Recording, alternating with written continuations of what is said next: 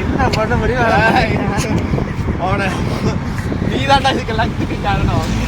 இதனாலதான் இதெல்லாம் வர சொன்னா ஞாயிற்றுக்கிழமை வரணும் கிளம்பி. அதை விட்டுட்டு நீ என்ன போய் படுத்து தூங்கிட்டு மட்டன் மூளை வேற கேக்குது அவனுக்கு. இதுல வேற சரவணனவா அந்த பைலட்டை வேற வாவான்னு வேற கூப்பிட்டேன்.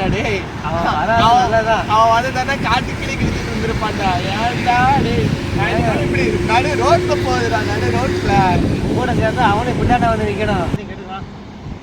சரிவா பரவாயில்ல பார்த்து கிளம்பா. கூப்பிடுறா அப்புறம் என்னன்னு பார்ப்போம்.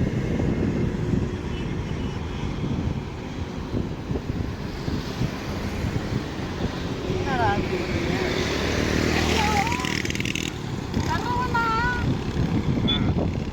எப்ப கிளம்பி வர்றேன்?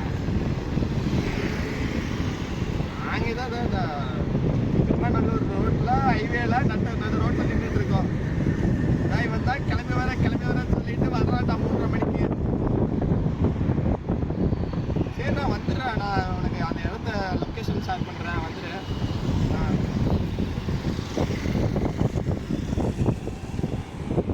எனக்கு இதெல்லாம் தெரியாது.